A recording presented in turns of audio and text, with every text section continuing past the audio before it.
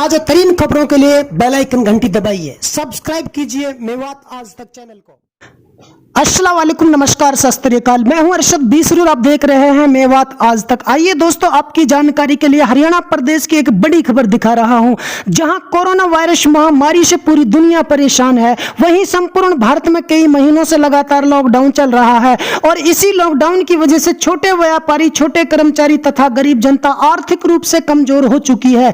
वहीं हरियाणा सरकार ने लगभग 2000 पीटीआई टीचरों को हटाकर उनके घर भेज दिया है, जिससे ये 2000 परिवार बेहद परेशान हैं। सभी मेल फीमेल टीचर अपनी खोई हुई नौकरी को फिर से पाने के लिए दर दर भटक रहे हैं। इसी बीच आज पलवल और मेवात जिला के लगभग सैकड़ों मेल फीमेल टीचर मेवात की शिक्षित बेटी तथा पुनाना विधानसभा क्षेत्र से बीजेपी नेत्री के दफ्तर पहुंचकर उनके मार्फत हरियाणा व केंद्र सरकार को ज्ञापन सौंपा। इस मौके पर नौक्षम चौधरी ने सभी मेल फीमेल लाचार मजबूर टीचरों के लिए पूरा आश्वासन दिया है। आइए आपको दिखाते हैं क्या कहती है नौक्षम चौधरी। नौक्षम जी, आपके पास ये करीब 2 जिलों से टीचर्स भारी तादाद में आए हैं जी, और वो आपके मार्फत ज्ञापन देना चाहते हैं। मुख्यमंत्री भारत सरकार के लिए ज्ञापन सौंपने के लिए आए हैं और उनकी मांग यही है कि वो किसी भी तरीके से सरकार अपनी कुछ नीतियों को अपनाकर इनको वापस ले जाए।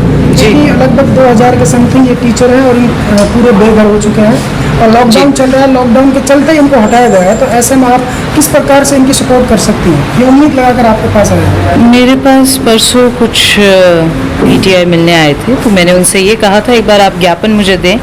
तो जैसे भी माननीय मुख्यमंत्री जी से या माननीय शिक्षा मंत्रालय में जैसे भी बात हो सकती है, जो भी इनकी अर्जी है, दरखास्त को एक बार मैं चाहूँगी कि मैं ज़रूर रखूँ।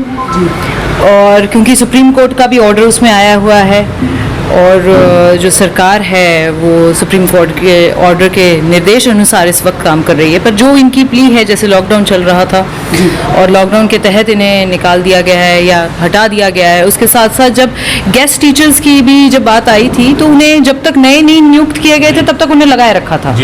तो आपकी डिमांड ये है कि जब तक नए नियुक्त नहीं होते तब तक आपको मौका दिया जाए या जैसे भी है। तो मैं इन सब का दुख दर्द भी समझती हूँ, उसके साथ साथ मैं ये भी समझती हूँ कि कई बार जो सरकार की कार्यशैली है वो सुप्रीम कोर्ट के एक ऑर्डर के निर्देश अनुसार भी हो रही है। पर फिर भी मैं आप सभी लोगों, आप मेरे दर पर आए हैं और आपने दर पर आकर पूरी दरखास्त रखी है, जिसको मैं समझ रही हूँ एक इंसानियत के तौर पर, एक मानवता के तौर पर, तो मैं उस दिन भी समझ गई थी जी। और जब आज के दिन इतनी महामारी चल रही है, लोग संकट से गुजर रहे हैं, तब आपके दर पे आपके साथ नौकरी भी चली जाए तो आदमी के लिए जो 10-10, 15-15, 20-20 सालों से लगे हुए और 50 साल से ज़्यादा जिनकी आयु है, तो उनको इसमें बड़ी जो स्ट्राइक बात है कि आदमी को परेशानी रहेगी। तो वो आपको परेशानी है, वो एक इंसानियत के तौर पे मैं समझ रही हूँ। पर इसमें मैं आपको ये भी बताना चाहती हूँ कि इसमें पूरी मदद करूँगी मैं, जितनी कि हमारी दरख्वास्त आपकी मैं ऊपर माननीय मुख्यमंत्री जी से जो और शिक्षा मंत्रालय में जो बात रखी जाएगी उसमें रखेंगे। बाकी जैसे ही माननीय मुख्यमंत्री जी जो आदेश देंगे, जिस तरह से आदेश आगे जारी किए जाएंगे, वैसे आपका मदद हो जाएगी। पर मेरे आपके साथ एक इंसानियत के तौर पर एक सहानुभूति है, अगर हम इसमें कोई वैसे मदद कर पाए। एक बार मैं ये चाहती हूँ ये जो केस है ये प्लीड हो जाए, केस सुन लिया जाए, फैसला तो अलग बात है, केस की सुनवाई हो जाए। तो मैं इसके बारे में आपसे कहना चाहती हूँ कि इसकी मैं जितनी मदद हो सकेगी उतनी करूँगी। और इसमें भी कोई शक नहीं है कि इस देश में ऐसे खिलाड़ी आए हैं जिन्होंने ना केवल नेशनल लेवल पे बल्कि इंटरनेशनल लेवल पे भारत का, हरियाणा का विशेष योगदान रहा है। और उसमें उस खून पसीने में, उस खिलाड़ी को बनाने में, उस खिलाड़ी को नाम देने में, हरियाणा प्रदेश को नाम देने में आप सभी का बड़ा महत्वपूर्ण योगदान रहा है। शुक्रिया। इस योगदान को हम बिल्कुल योगदान को मान्यता भी देते हैं, योगदान को सराहा भी रहे हैं, योगदान की प्रशंसा भी है। और हमारे जैसे अगर लोगों को जो जब हम पढ़ रहे थे हमें आप जैसे कोई मिलते, क्या पता हम भी किसी खिलाड़ियों उसमें किसी खेल में आगे निकल जाते। तो आप सभी को उसके लिए बहुत बहुत मुबारकबाद, शुभकामनाएं देना चाहती हूँ। पर जैसे जो आपकी दलील है उसको मैं एक बार उस नज़रिए से रखूँगी ज़रूर कि आपकी एक बार ज़रूर मदद होनी चाहिए। बाकी जो है माननीय मुख्यमंत्री जी जैसे आदेश जी कोई वर्ड नहीं है। रिलीव करके नई ज्वाइनिंग की जाए। कम से कम हमें इतना टाइम तो दिया जाए, तब तक नई ज्वाइनिंग होती है तब तक तो हमें रखा जाए।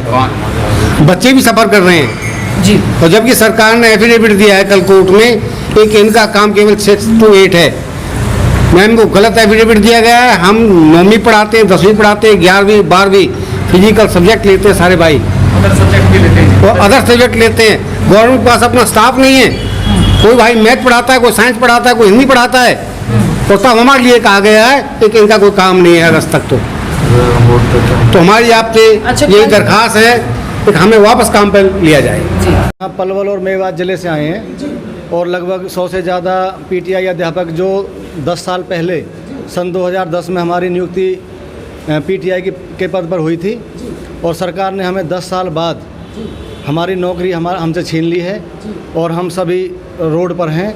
अब हमारे लिए करने के लिए कुछ नहीं है। हमें सरकार ने जीते जी मार दिया है। 10 साल से ज़्यादा हमने पूरी मेहनत से ईमानदारी से काम किया है और हम सरकार से चाहते हैं कि हमारी नौकरी की हमारी मांग पूरी की जाए और हमें दोबारा से नौकरी पर रखा जाए। इसके पीटीआईओं के साथ अन्याय हुआ है। सरकार ने अन्याय किया है। माननीय सर्वोच्च न्यायालय का फैसला आया था कोविड-19 में, उसको भी कोविड-19 को भी नज़रअंदाज करके पीटीआई को रिलीव कर दिया।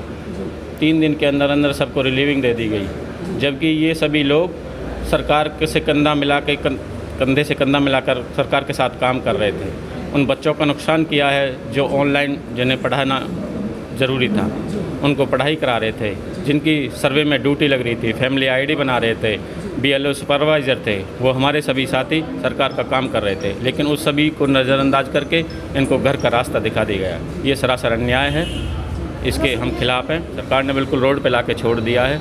2000 परिवार ऐसे अस्वस्थ हैं, बिल्कुल रोड पे जो है ना, किसी तरह का कोई जवाब नहीं है किसी के पास। सरकार से हर एक एमएलए से मिल चुके हैं, हर एक एमपी से मिल चुके हैं, किसी का कोई भी एक शब्द ऐसा इनके प्रति नहीं आया है जो आश्वासन के प्रति बद्ध हो। आप क्या चाहते हो? हम ये चाहते हैं हमारी नौकरी वापस हो, हमें वापस काम पे बुलाया जाए, सभी पीटीआईज़ को वापस अपने पद पर नियुक्त किया जाए।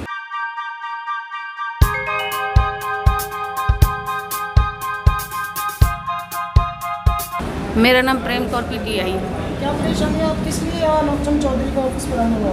सर, हमारी 1983 पीटीआईओं की नियुक्ति 2010 में हुई थी।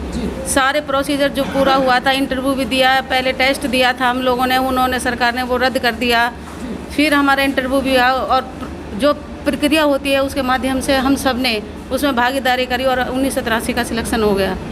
उसके बाद 10 साल हमने ईमानदारी से अपनी सर्विस की।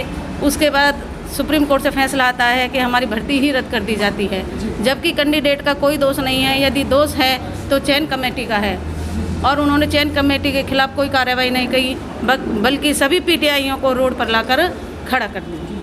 प्यारे दोस्तों, यदि आप हमारी इस वीडियो को फेसबुक पेज पर देख रहे हैं तो हमारे पेज को लाइक कीजिए, शेयर कीजिए। यदि इस वीडियो को यूट्यूब पर देख रहे हैं तो हमारे चैनल को सब्सक्राइब कीजिए और बेल आइकन घंटी को दबा दीजिए। प्यारे दोस्तों, यदि आपको लगता है कि हम समाज के लिए बेहतर काम कर रहे हैं तो आप हमारे चैनल की मदद कीजिए। हमारे चैनल का अकाउंट नंबर और पेटीएम नंबर डिस्क्रिप्शन और स्क्रीन पर दे दिया गया है। तो दोस्तों, फिलहाल इतना ही। फिर लेकर हाजिर होंगे देश और दुनिया से जुड़ी ताज़ा तरीन खबरें। तब तक आप बने रहिए सिर्फ और सिर्फ मेवात आज तक के साथ।